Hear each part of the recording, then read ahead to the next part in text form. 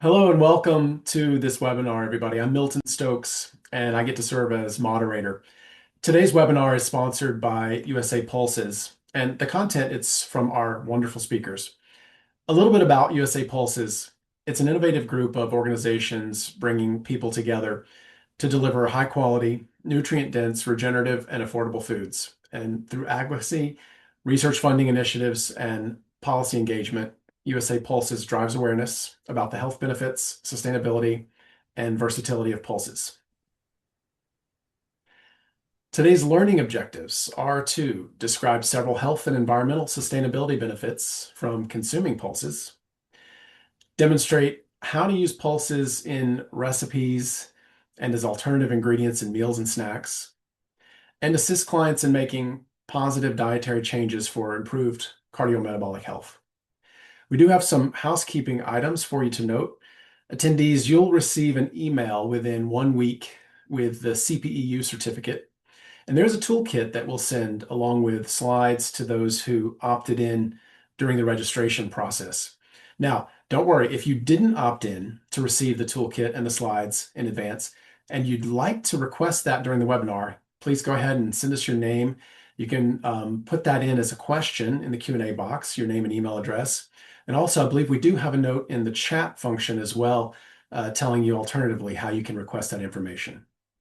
And then the last thing, please, we invite you to submit your questions using Zoom's Q&A function. It's my favorite part of the webinar. We'd love to see and hear what you're thinking and what you're wondering about.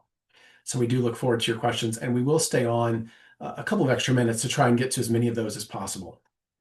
So now I'm going to provide a little bit of background information to help tee up the webinar for our featured speakers. The first speaker, she will cover nutrition and sustainability.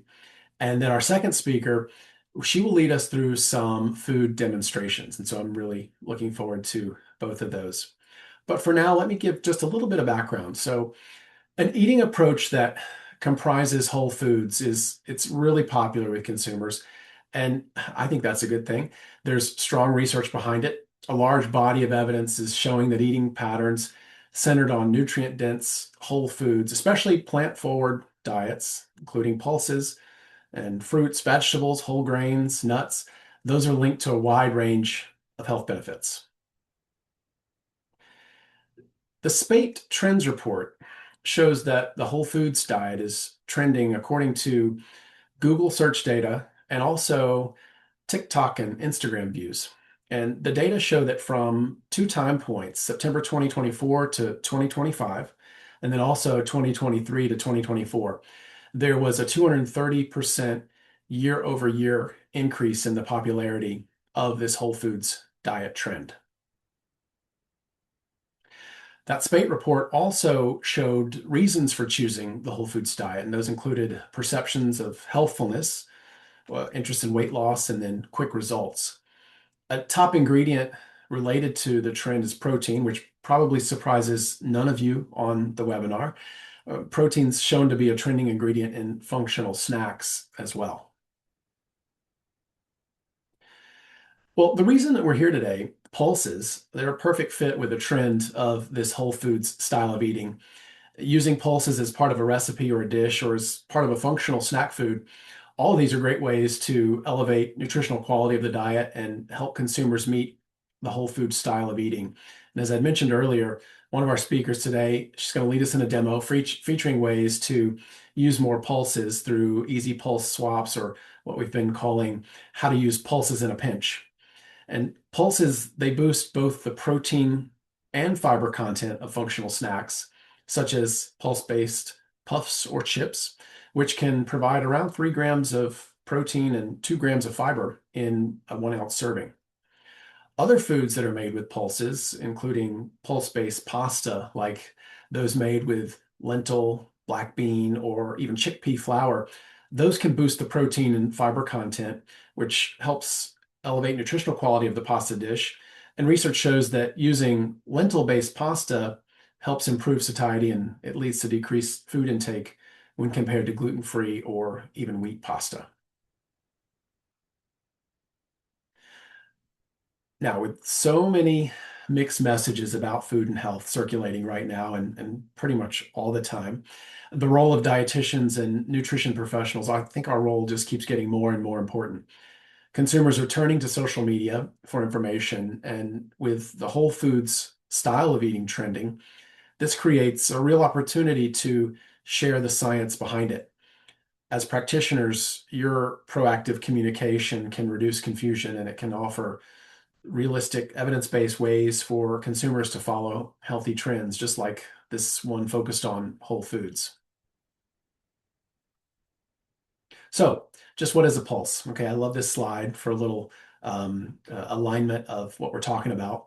Pulses are dry beans, dry peas, lentils, and chickpeas, which are also known as garbanzo beans. They're typically harvested dry, which differentiates them from green beans or garden peas. And these are the main types of pulses grown in the US. I feel like everybody's got their own favorite way of buying and enjoying pulses. That includes dry, canned,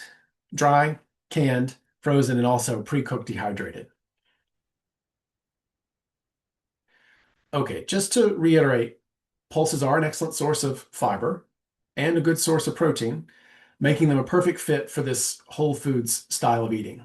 And most types of pulses, they provide an average of 6 to 8 grams of fiber and 7 to 9 grams of protein per half cup serving. So myself, it's hard to think of any other food that, when comparing it cup for cup, provides the same amount of nutrition as pulses. And I think that's why a lot of folks are calling them nutrition multitaskers.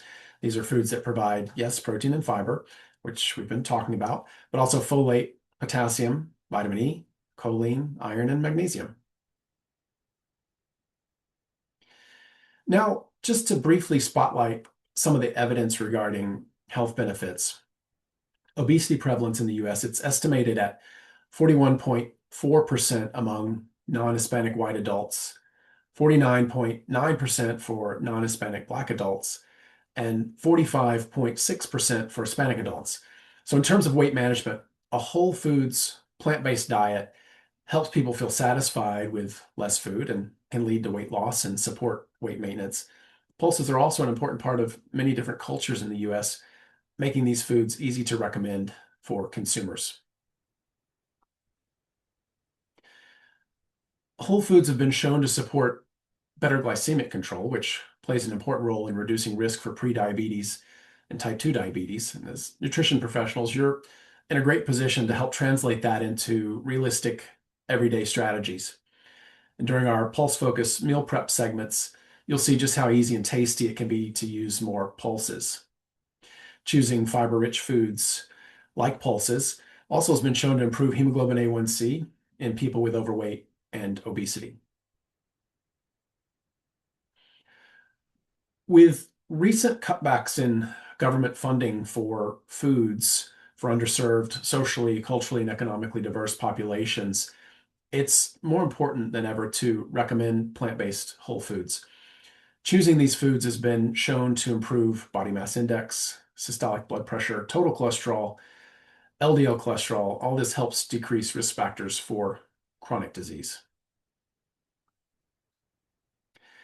And right now, still more than ever, food banks are a lifeline for people with food insecurity. And because pulses are widely available through food banks, they present an opportunity for nutrition education, especially around simple and realistic ways to use pulses in everyday meals. And to me, they're affordable, accessible, nutritious, just a natural fit for healthy, plant-forward, whole foods style of eating. And now I have the pleasure of introducing Dr. Eva Pietrysiak. Eva is a food scientist and the director of marketing and innovation at USA Pulses. She has a PhD in food science from Washington State University and expertise in plant proteins, ingredient functionality, food safety, and product development. In her role, Eva leads domestic and international efforts to promote pulses by overseeing trade missions, technical training, marketing initiatives, and collaborations across academia, industry, and government. So Eva, I'm really looking forward to learning from you, and the stage, it's all yours. Thank you so much, Milton, for the kind introduction, and thank you to all of you who join us today. So first, I need to take advantage and talk a little bit about the recent hot topic, which is the new dietary guidelines for Americans. And it's clear that the new administration is supporting whole food diet patterns and how they call it real food. But what I really also like to see is that for the first time in DGA, there is a mentioning of gut health and importance of microbiome, with the high fiber foods and fiber in general being a key driver for the gut health. And I think that's a great sign and good step in right direction. And hopefully in the future DGA releases, we will see more emphasis on that. Then there's also a big change in the recommendation for protein intake, right? Previously, we were recommended to consume around 0.8 gram of protein per kilogram body mass. And now that increased to 1.2 to 1.6 grams of protein per kilogram. So that's a huge increase. And the DGA, that's the general their recommendation. But they also provided us with the guidance on how the goals, how to achieve, how we can achieve this increased intake. So this table you can see on the slide, it comes from the additional documents from the DGA, the appendices, and it's a guide on how to, the serving goals, how to achieve the protein intake. And we were pleased to see that they also recommend plant proteins as a great source of protein. And pulses are highlighted here in the green color.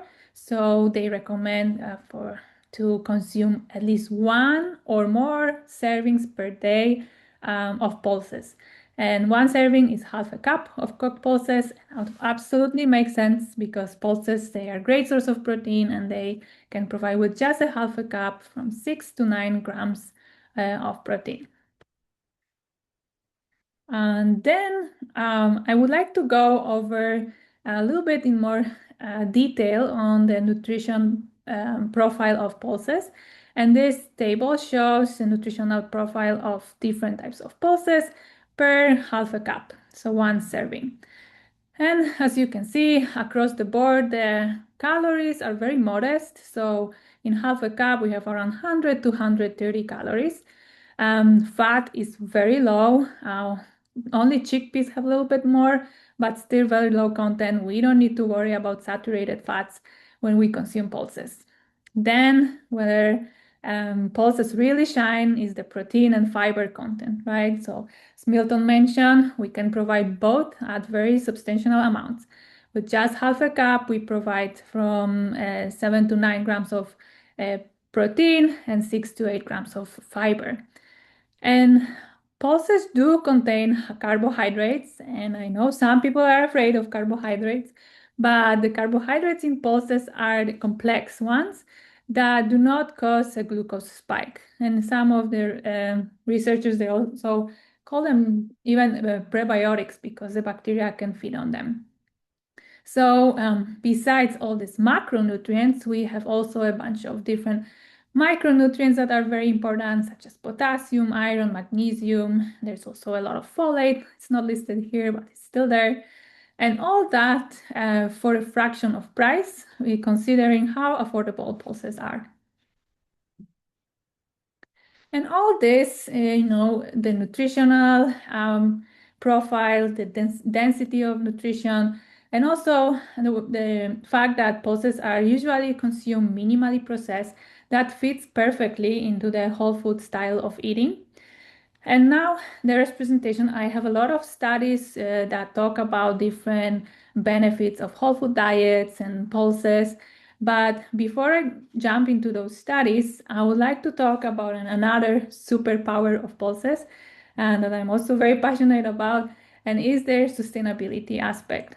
Because when we are consuming pulses, we are not only benefiting from their nutrition, but we are also supporting our planet. And why is that? So pulses are unique because they can produce their own fertilizer. They contain a bacteria in their roots called rhizobia, and that bacteria can absorb nitrogen from the air and produce ammonia. And ammonia is the form of nitrogen that it can be used then by plants to grow, right? So this is the natural fertilizer. And what's great is that pulses will use it, will grow, will produce a lot of protein and nutrients, and then they will leave part of this natural fertilizer for other crops like corn or wheat, which these crops, they don't have this superpower and this unique possibility to produce their own fertilizer. And you might think like, oh, what's the big deal? It's just, adding fertilizer or not. Actually, it is a big deal because the production of synthetic fertilizer is one of the biggest contributors to the greenhouse gas emission in agriculture. So if we can cut the use of the synthetic fertilizer and just use natural one, that's a big deal and big difference. And next great point about pulses is that they can improve soil health. So usually when we think about agriculture and growing crops, we think, oh, that the health of the soil is depleting over time. But by introducing pulses into rotation, we can improve soil health. We can break disease cycle. We can introduce new microorganisms, new biology. Pulses also don't take much water, so preserve water. And all that causes that they can actually improve soil health. And that's why they are all often grown in the rotation with other crops. That means that in the same field, we will grow pulses, then corn or wheat, and then after a few years, and again pulses and so on. Pulses require much less water when compared to other main crops. Majority of pulses is grown without any irrigation. And they also have very shallow root systems, so they take up water just from the surface. They are also very adaptable and they can be grown across many climate zones. Here you can see on the map where that they are grown all over the US, and this acreage is growing, and it's great that we can have locally grown pulses in many different places. And consider all of that they can produce their own fertilizer. They are increasing the soil health. They don't require much water. This all causes that really pulses are one of the most climate-friendly crops that farmer can grow. And this graph is a summary of comparison of greenhouse gas emission per 100 grams of protein, right? So the protein factor also was included. And you can see pulses marked in yellow all down there on the bottom of the graph. And of course, animal protein, you require more time, more resources to be produced. But we are not discouraging anyone from consuming meat. I'm just trying to say that if we are adding pulses to our diet, we can offset some of this environmental stress. And the last great point about pulses I want to mention is that they can help fight food waste. So think about a bag of beans dry beans that you are buying in the store. So this is a form that was harvested on the field, right? They are harvested completely dry. They are not processed in any way. They are very shelf stable. In good conditions, they can be stored for years and years. And the same with many of Pulse products, like canned chickpeas, for example, right? They have very long shelf life. So that really helps to cut the food waste. And this is just a summary slide. So summarize all the points that I was just making. And I just want to finish with the key message again, that whenever we are choosing to eat pulses, we really benefit, our health is benefit, and we will talk about that. But also we are supporting the health of our planet and our environment. Okay, now going back to the science. So we prepared a lot of recent research that is showing different aspects and benefits of pulses and of whole food diets. And this first study focused on the impact of whole foods and diets, and then their impact on the brain health. So here researchers were conducting the study on older population, and 60 years and older. They had over 2,000 participants.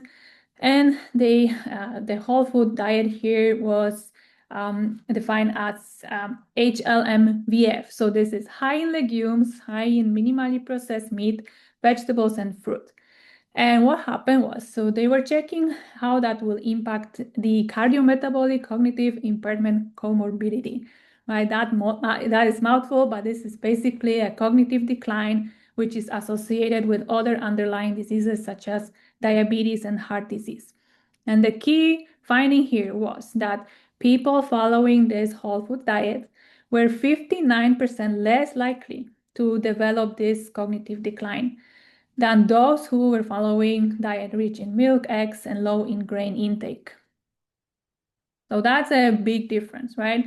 They also look at the cardiometabolic depression comorbidity, and there were similar results. So following whole food diets decreased the risk. And researchers concluded here that if we are providing a variety of whole foods diet, we provide protein from different sources and nutrients, a lot of fiber, and that helps to preserve our muscle function, enhance our immune function, and help to promote richness and diversity of gut microbiota, which all then will contribute to better cardiometabolic health and also brain health. Another fascinating studies, and this is about also connected to the brain health, and it's about food noise. So food noise we define as a noise that thinking about food, having cravings, but it's not really triggered by, we are not physically hungry. We just want to eat something. And that is a complex thing, and it can be triggered, food noise can be triggered by many different things. But what researchers are pointing out that this food noise can be amplified by the diet that we are eating. So if we are consuming highly palatable foods, so things that are sweet, salty, greasy, like fries, chips, burgers, these types of food can cause imbalance in our appetite and hormone signals, and basically turning the food noise switch on all the time. So we have more cravings. And what we can do, we can switch to whole food diets, and that can help to bring the balance back. So what happens if we eat more whole foods is that we provide more protein and also more fiber.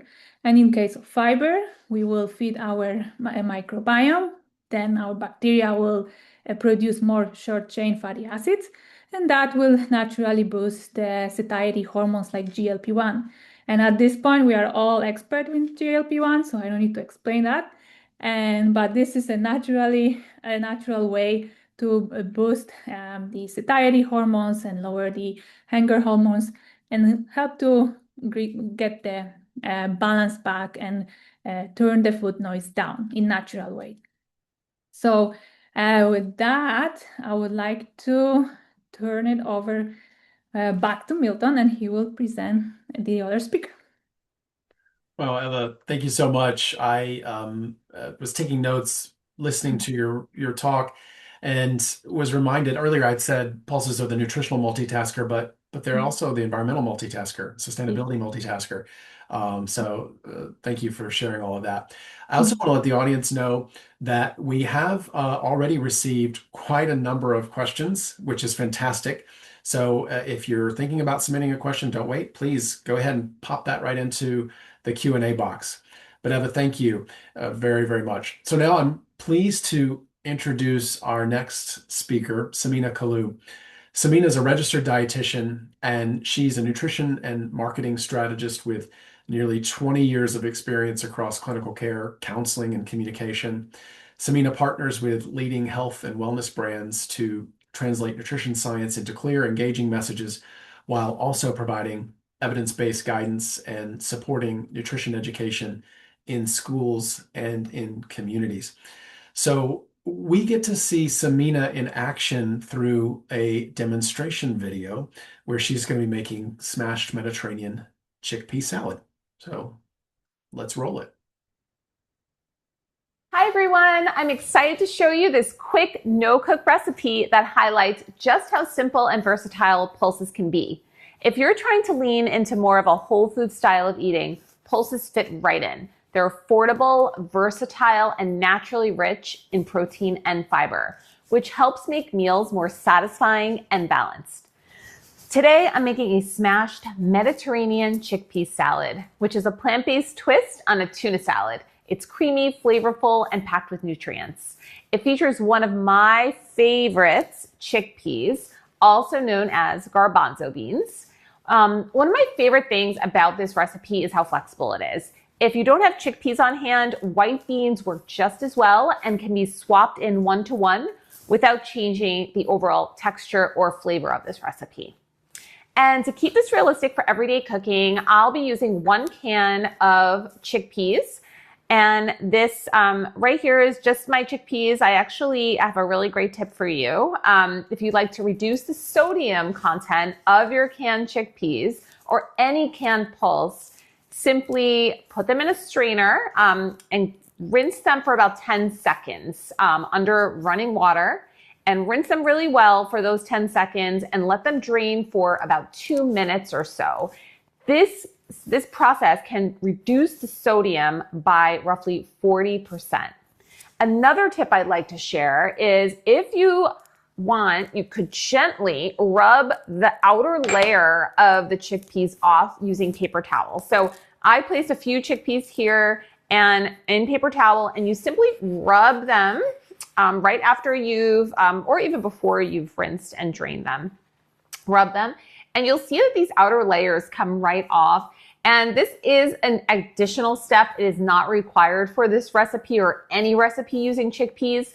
But by doing so, you could create a bit of a creamier texture for whatever you're using the chickpeas in. So by removing that outer layer, for example, if you're making hummus or if you're making a smashed chickpea salad, you could achieve a little bit more of a creamier texture by taking out that outer layer. In addition, it could also help to make the chickpeas a little easier to digest for some people. So those are just 2 tips I wanted to share. All right, so once you have your chickpeas drained well and ready to go, and if you're removing the skins and they're all set, you want to take your chickpeas and put them in a bowl. So I actually had my chickpeas right over here, which I mashed really well using a potato masher. You could also use the back of a fork. So that might be something you have readily available to you. So either tool works really well here. And you're not looking to achieve a smooth texture with the chickpeas. What you're looking for is a chunky texture, and that's just perfect enough. So again, like I mentioned earlier, it's a plant-based twist on a tuna salad. So think that when you're creating the chickpea texture. So you want it to be slightly chunky, nothing super smashed, I guess. And one thing I also wanted to call out was from a nutrition standpoint. 1/2 cup of chickpeas provides about 7 grams of plant-based protein and 6 grams of dietary fiber. So the combination of those 2 nutrients helps provide that steady energy that we all need, especially in the middle of the day. At least I know I do.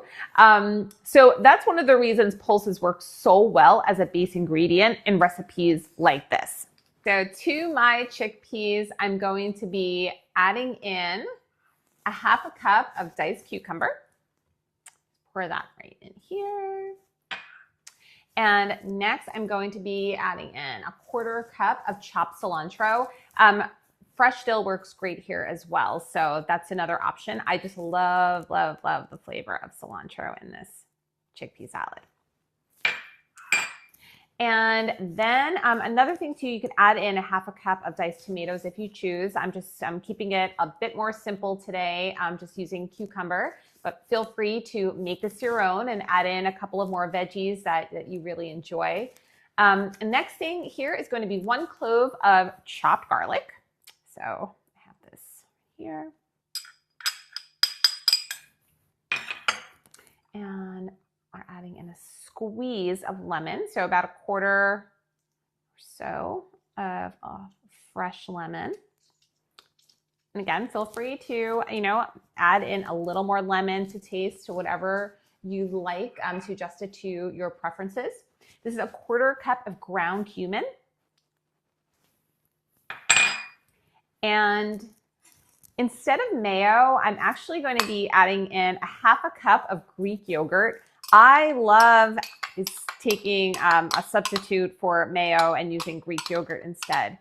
Greek yogurt adds that same creaminess that you get from mayo, and it just adds lots of extra nutrients as well, including some additional protein. So I'm going to put that right in there.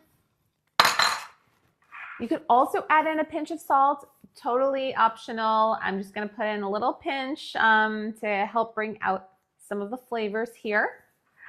Put this all to the side. And then you'll want to take your ingredients and mix it up really well until all is well incorporated. So I'm just going to give this a really good mix. It's already looking so delicious. All right, so you want to give this a really good mix, and once the ingredients are well incorporated, it's ready to eat. I love making this chickpea salad a day ahead and letting the flavors like blend together overnight. I feel it makes it so much more flavorful. So this is a really wonderful make ahead recipe. It's great for quick lunches, even dinners for families. It's a great snack, all depending on what you pair it with. So I have here pieces of romaine lettuce. And this is my favorite way to eat this chickpea salad. I like to scoop it right into a lettuce wrap. But you can put this on toast and wraps. You could have it on crackers. I have some whole grain crackers over here. Just going to put this to the side. And for families and kids, this is a great entry point to pulses because the texture is familiar and customizable. You can keep flavors mild or add spices as needed. And again, really make this your own. As I mentioned before, white beans can be used in place of chickpeas with really great results. And pulses, what I love about pulses too, is just they're very forgiving. So it makes them really easy to experiment with and use in recipes. So that's our smashed chickpea salad, quick, flexible, and nutrient dense.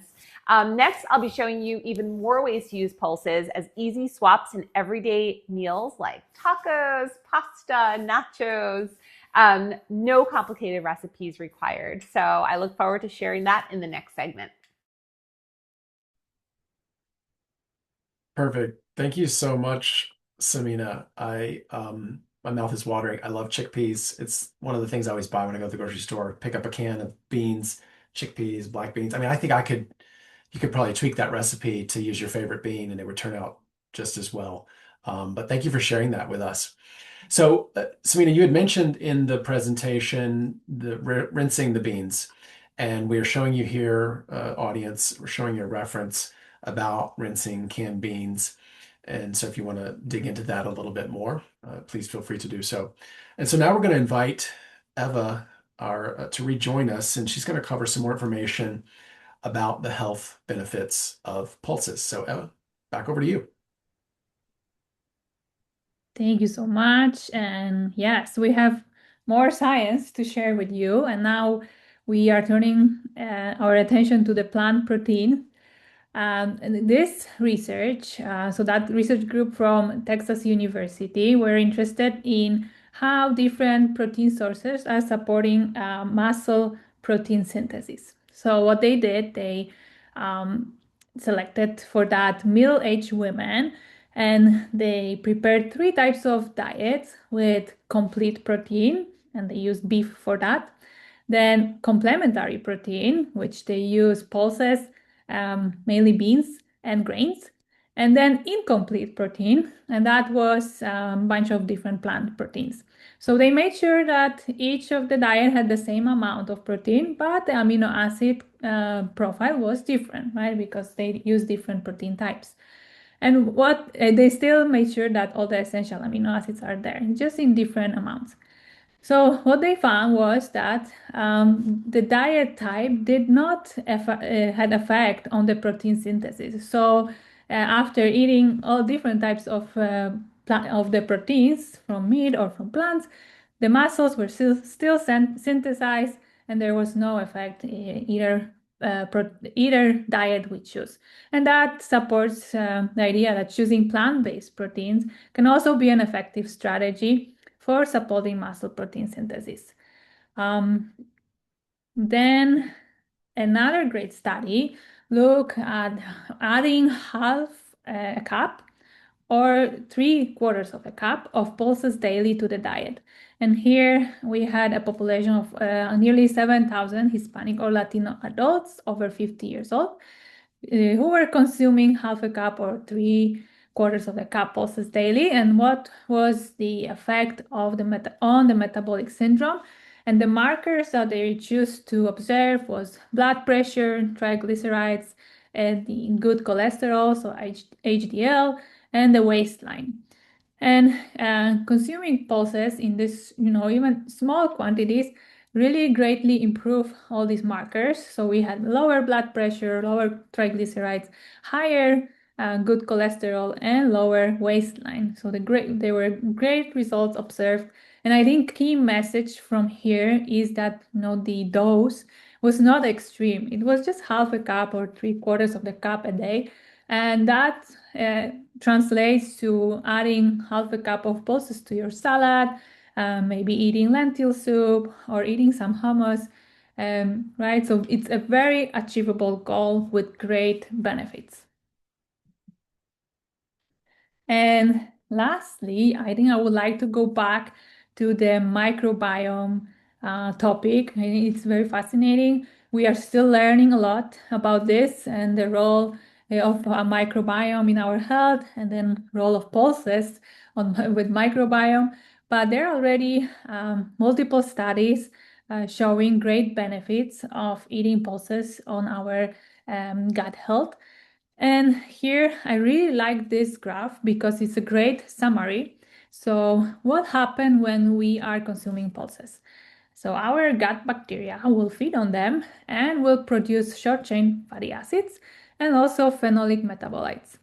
And then this short-chain fatty acid will help with the satiety and hunger signaling. So for example, it will help to produce GLP-1s.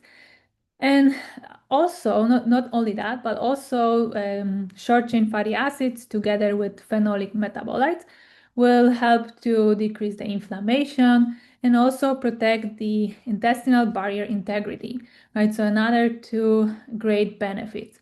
And this is a high level proposed by these researchers.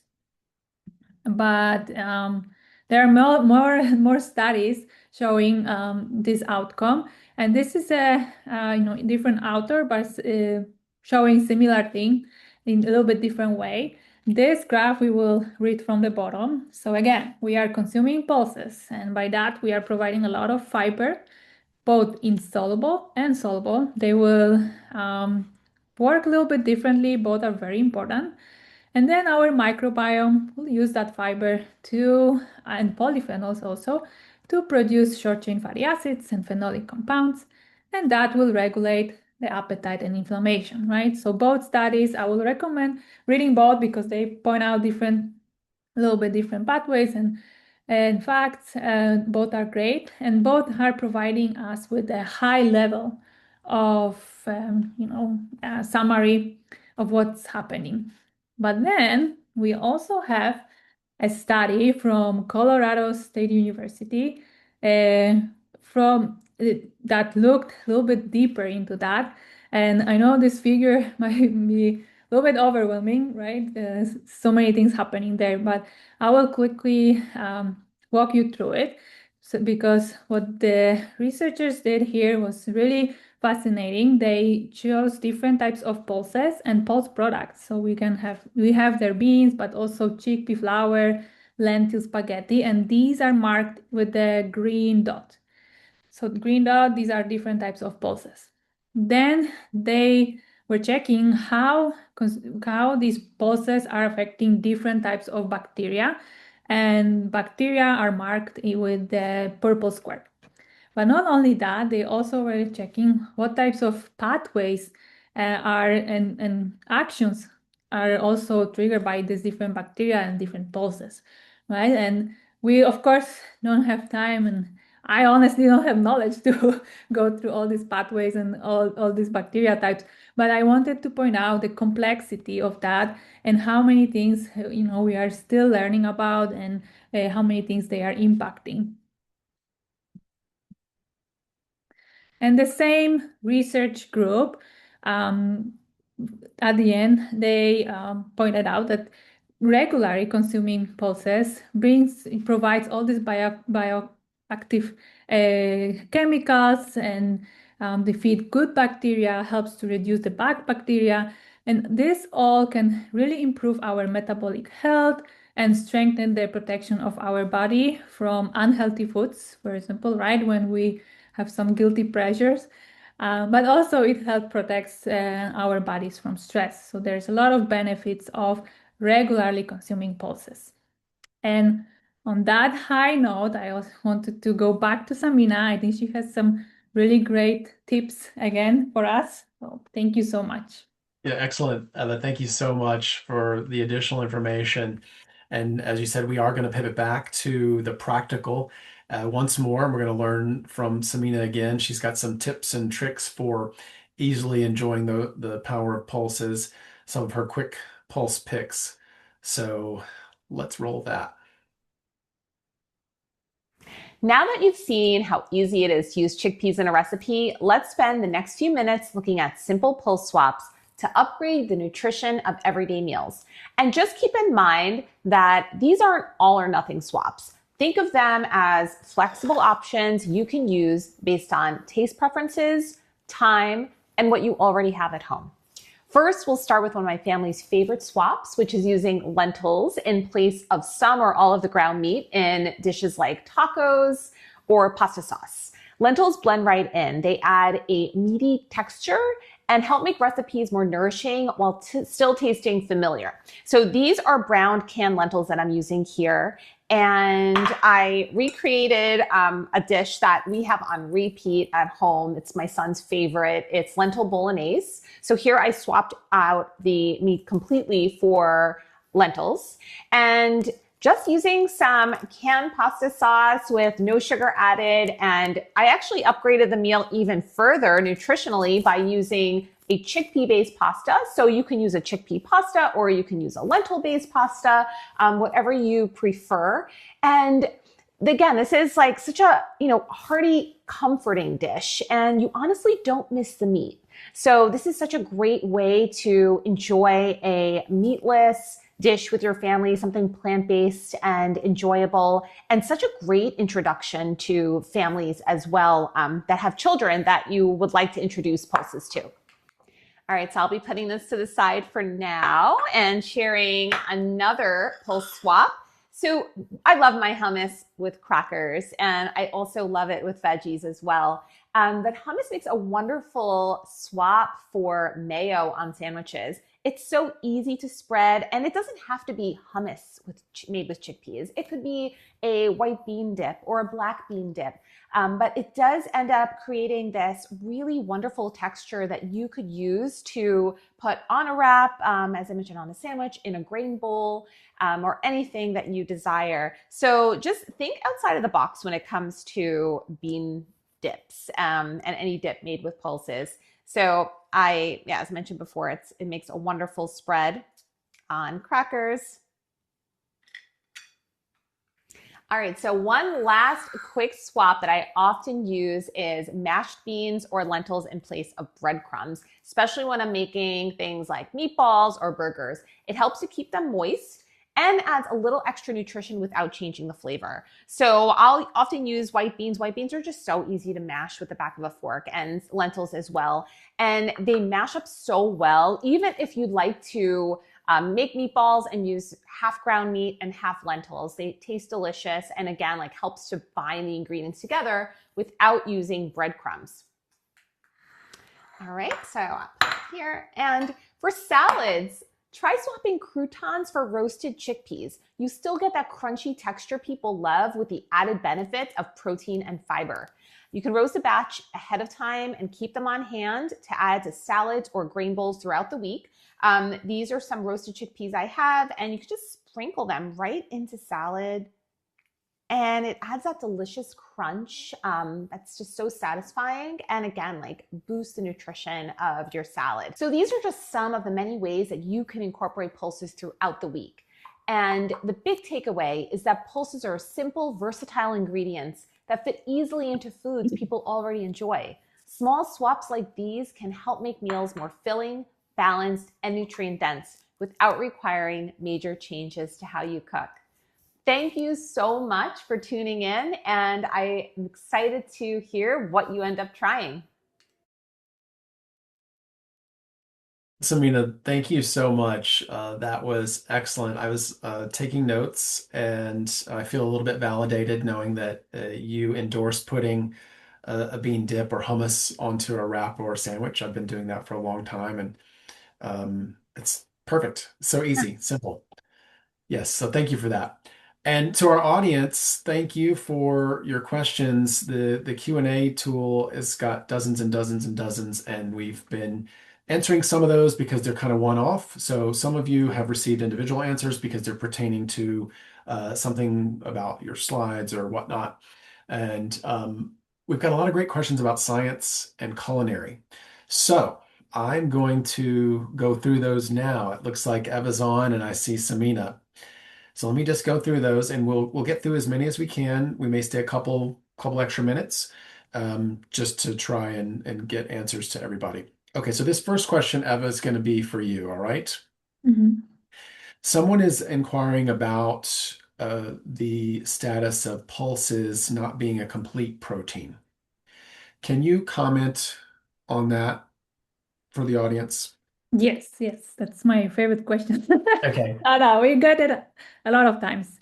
Yes, it is considered incomplete protein because of the definition that was created a long time ago, that complete protein is to consist of essential amino acid in certain amount per 1 gram, right? So in that term, yes, it's considered incomplete. However, the post protein do contain all the essential amino acids, and we don't need to be worried that if we will only, for example, eat pulses, we are not providing the essential amino acid, and we will have some lacks because of that. No, it's still a great source of protein, and our bodies, what they do are they absorb amino acids from different sources. Pulses contain a little bit lower of sulfur containing amino acids, which are very abundant in grains. So that's why it's always a good idea to mix grains and pulses like rice and beans. It tastes great, but also it nutritionally is perfect match. And I think we don't need to worry about it too much because it's really easy to make them complete, and really they contain all the essential amino acid. And I know, Samina, you are passionate about this topic. Would you like to add something? And you just need to unmute yourself. Yes. Yeah, I think that was such a great response, Eva. And just to piggyback on that, just from a practical standpoint, pulses absolutely contribute meaningful, high quality protein along with fiber, iron, and other nutrients.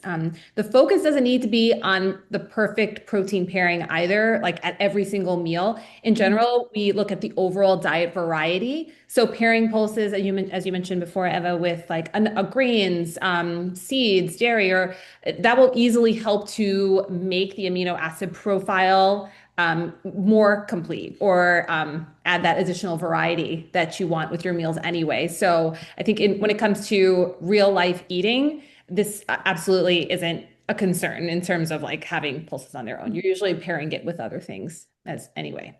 Mm-hmm. Yeah, thank you, Eva. Thank you, Samina, and thanks for the person who submitted the question. So, Eva, I'm going to go to a hot topic, the dietary guidelines for Americans. So we had some questions on this, and let me read you the question. So the new DGAs have sparked a lot of interest in nutrition, a lot of discussion, and you probably have seen there's been a lot of debate. But the guidelines are more than just the image. And so the questioner is referring to that inverted pyramid. And I think a lot of the public, by the way, sees that image and they're not digging deeper necessarily. So it's that image of food. Can you confirm what do the guidelines recommend in terms of pulses? Yes, sure. So yes, it is a little bit different this time, right? We don't, for example, have the weekly recommended intake that we had before, that to have hit 1.5 cup of pulses a week. And I have here my notes on the other screen because yeah, it's a lot. So we have the main, the consumer facing message, which is very short for the new DGA, couple of pages, and then they provide more evidence, and then appendix, which is 400 pages. So we definitely look through all of this. And so what we know is like that DGA definitely frame pulses as a core protein, right? And then they don't have a specific recommendation for weekly intake of pulses. But with the daily serving guide, they include pulses in both as a protein and vegetable source, which was also previously as in previous DGA considered. So we are very happy about that because they can fit in both categories.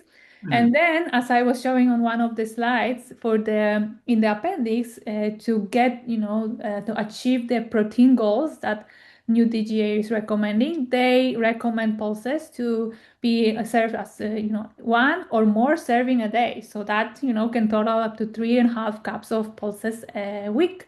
And that's I think it's a great win for pulses, and definitely they are highlighted as a great source of protein, also as vegetable. And even though there are no clear recommendations, this DGA is a little bit different, but pulses are definitely there and in a positive light. Okay, thank you for that. Samina, anything as an RD you wanted to add? No, Eva, you covered it. Yeah, I think it's definitely confusing for when you initially look at that pyramid. You just see the picture, it tells a different story. It does, absolutely. Yeah. So I think that clarification was important. Yeah. Thanks, Eva. Thanks, Samina. Okay, Samina, we've got a question here for you. Someone is asking, this person says, I'd love to understand how to incorporate the recipes and these ingredients into low FODMAP diet. This is such a great question, especially being someone who's followed the low FODMAP diet personally.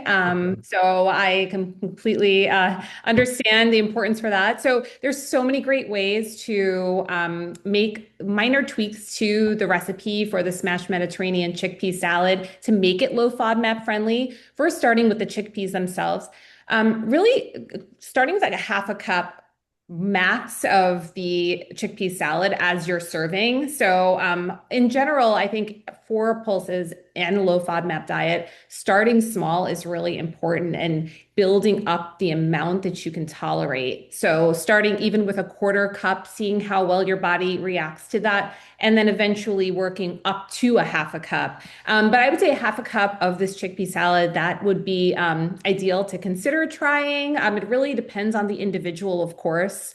Rinsing and draining the chickpeas. I mentioned this as well. As far as sodium reduction, yes, but also this can help to reduce the oligosaccharides, which is really important to kind of help to reduce those in any type of food that you are able to make that reduction in, which is a carbohydrate that sometimes can cause gas or bloating. So by rinsing them and draining them really well, that could potentially help to reduce the oligosaccharides.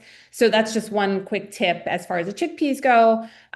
With the garlic, you could completely leave the garlic out. Just one quick idea to help still get that garlic flavor without the garlic itself. Use a tiny dash of garlic infused oil. It's again garlic infused olive oil. So instead of using whole garlic itself, the flavor comes through without all the excess the FODMAPs that you would get with garlic. And then for the yogurt. So for yogurt, you want to opt for a lactose-free Greek yogurt just to avoid the excess lactose. So again, depending on the individual, if they could still tolerate dairy, you could get a lactose-free option, which is great. And then as far as the pairings, what you want to put it on, I shared the romaine lettuce wrap. That would be great under a low FODMAP diet. You could opt for low FODMAP toast, crackers. You can even bulk up the salad itself with some low FODMAP veggies like carrots or bell peppers, something like that. So Just a couple of ideas, but there's absolutely so many ways you could just make tiny little tweaks to make it easier to digest for someone who's following a low FODMAP diet. Okay, thank you. I feel like that recipe you shared was very customizable. Anybody can Yes, tweak it for any reason. it's Yeah, customizable and so forgiving. Like, yeah. even if you make like a little error with like how much you're using, it's still, yeah, you'll still get a really great outcome. Well, you can still tell your family, oh, this was so hard to make. You better love me more. First. Yeah. Yeah, Okay. absolutely. Super. Thank you, Samina. Eva, I'm going to come back to you. We got a question. This is an ag question. Chickpeas are harvested dry, which makes them different from green beans and garden peas. Okay.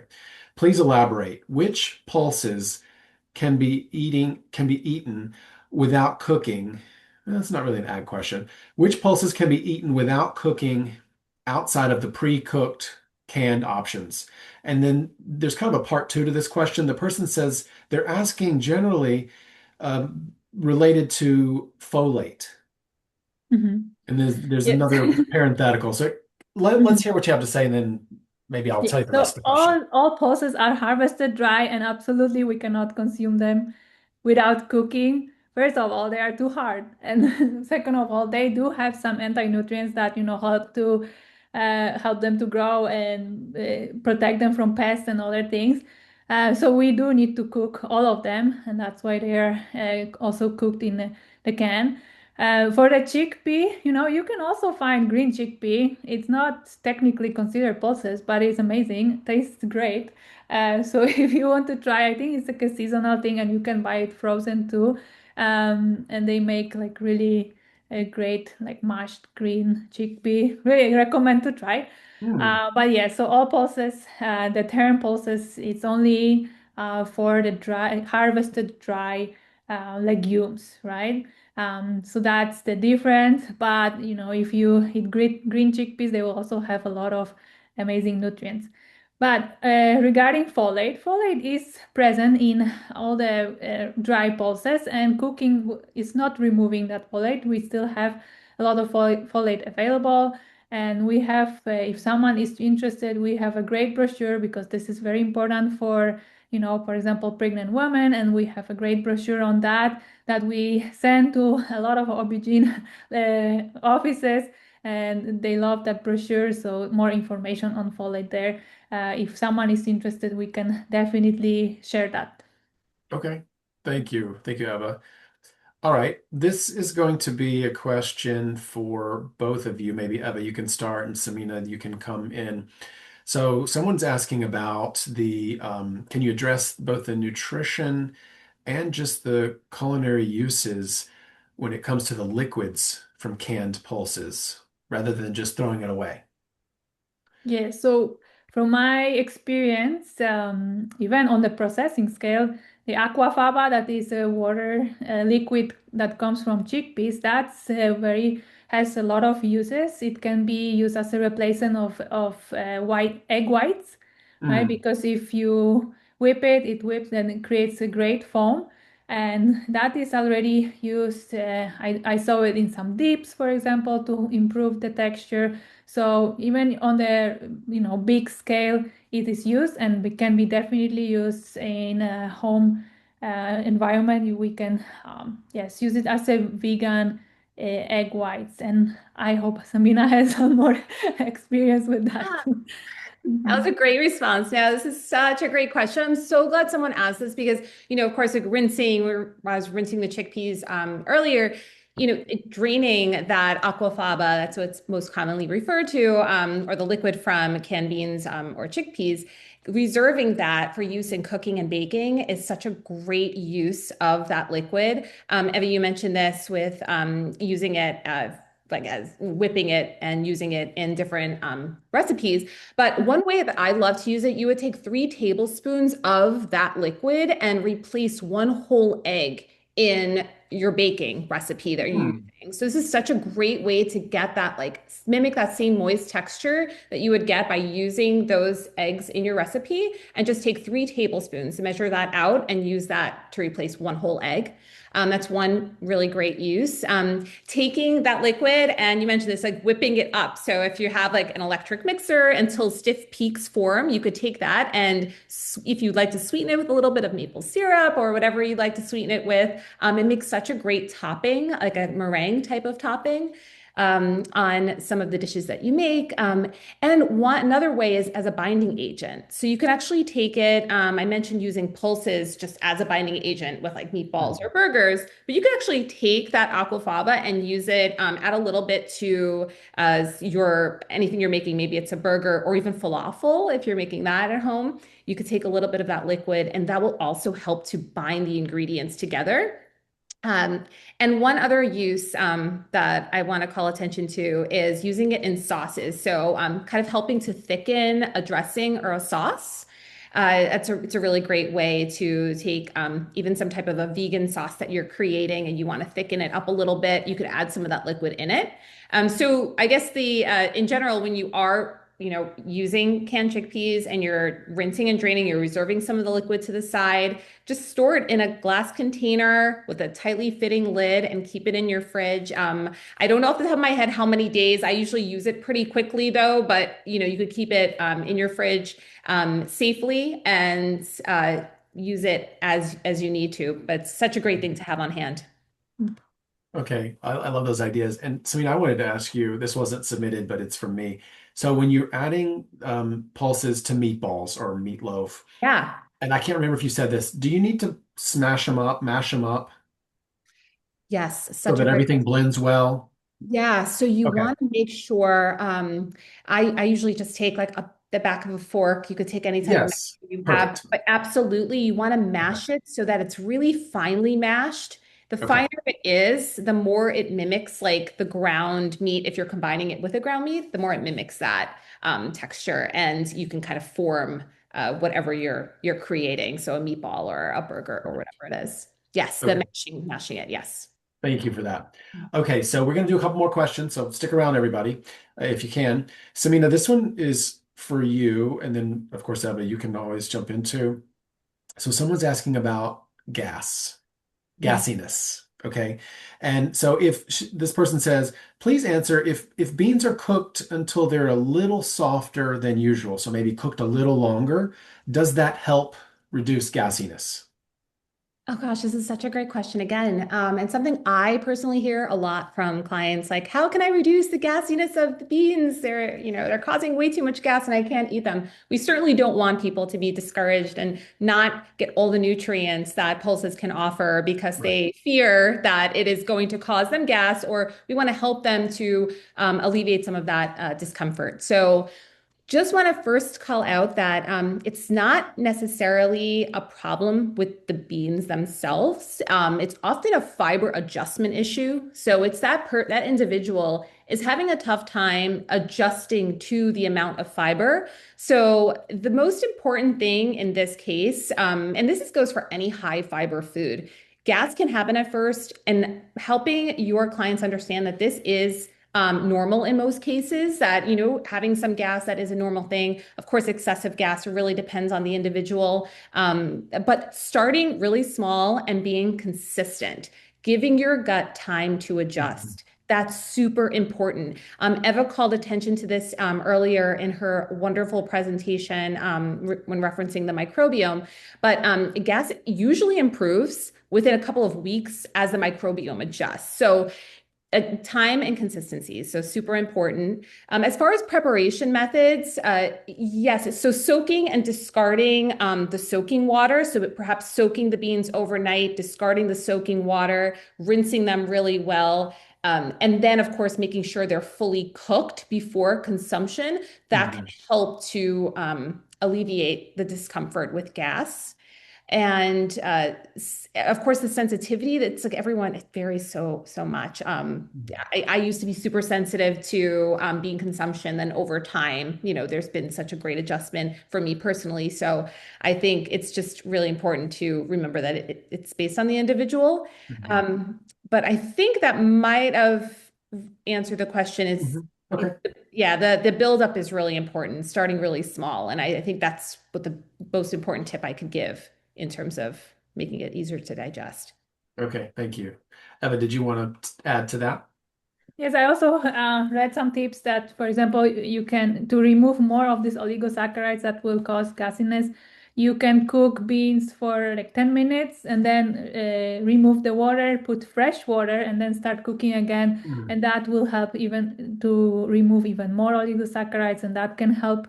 And I also love the Samina's comments that, we are individuals, that we different between us, and there are so many types of pulses. I also have my preference that I can feel like I can digest easier some pulses more than other, and I have my favorites. And Mhm. so I will recommend also trying different ones and seeing which fits the best. After you, of course, get introduce small doses first, and then you can try the also variety of pulses and see what works best.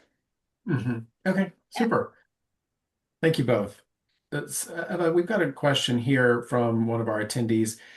And this is an ag question. How would you communicate the nitrogen fixing aspect of pulses? Mhm. How would you communicate that to consumers in a way that would motivate them to enjoy more pulses? Do you think consumers care?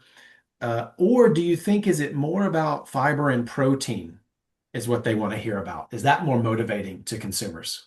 Oh, yeah, I think it really depends on the consumers. We Right. always try to convey this message because for, some population or some people, this is like really important more than for others. The nutrition will always be there, so you always need to mention, and that's an amazing thing. But the sustainability is a real bonus, and why not to mention that too, right? Mhm. So maybe if someone is interested in that and care about the environment and look for ways to help the planet, like what can I do? So knowing all these aspects, like the nitrogen fixation and soil health. There are so many different things, right, that pulses are improving. I love that topic, and for me, that nutrition was the thing, but this is for sure something that motivates me even more to consume Mhm. pulses. And now when I work with USA Pulse, also knowing farmers and seeing all this, small farms that produce pulses, that's another thing, like supporting family farms. So there are a spectrum of benefits, and I think it's worth to mention. Again, we have a lot of information available on that. If someone wants to, prepare himself how to speak Mhm. about it. But yes, I think it's always worth to mention. Yeah, so what I'm hearing you say is it's really depends on after you get to know your audience, what are they Yeah. interested in? What do you think is going to resonate? Whether it's environmental, nutrition, the fact that these are super affordable, they're widely available, they fit in Yep. multiple Hmm. cultural, food patterns, et cetera, different styles of cuisines. So you could take it any direction. Yep. Yep. Yeah. Exactly. Yeah, you need to know your audience for Yeah. sure, a little Okay. bit, and then All yeah, right. you can use it, or Thank you, Emma. maybe not use it. But no, just kidding. Right. No, no. Okay. All right. So we've got, I think, time for one more question. So someone's asking about heavy metals, and Eva, I think we'll send this question to you. What about heavy metal contamination of pulses? And anything you want to let the audience know Hmm. in that Yeah, regard? so heavy metals are present in soil. That's something that, it's I think related to different crops, because crops, when they grow in the soil, if there's heavy metal contamination, they will absorb it. But what I know in the US, this is very heavily controlled, and all our producers of pulses and also pulse ingredients, they control that, they measure, and they meet all the requirements that they need to meet for the here. I think the consumers are very well protected, and the food safety is very well regulated in the US. And I just read today morning a study. They the same research group that did the previous study just tested another 5, I think, products, and they were all following within the limits. They were all good. So I think this is something ongoing that, we need to look into that. But I'm confident in the US production of pulses that this is something that is controlled. And I'm not negating that doesn't exist, that it can happen because, if it's in the soil, it can end up in the food. But we are taking, measures to control that. Mm-hmm. Okay, thank you for that answer. I appreciate it. Well, I'm going to say with that I will wrap us up. I want to thank you so much to our speakers, to Eva and to Samina, and our audience for joining us and for your engagement, your interaction, and submitting all of your questions. It was just so wonderful hearing what's on your minds and getting to know what you're curious about. So this concludes our webinar. Thank you all so much, and goodbye, everybody. Thank you. Thank you.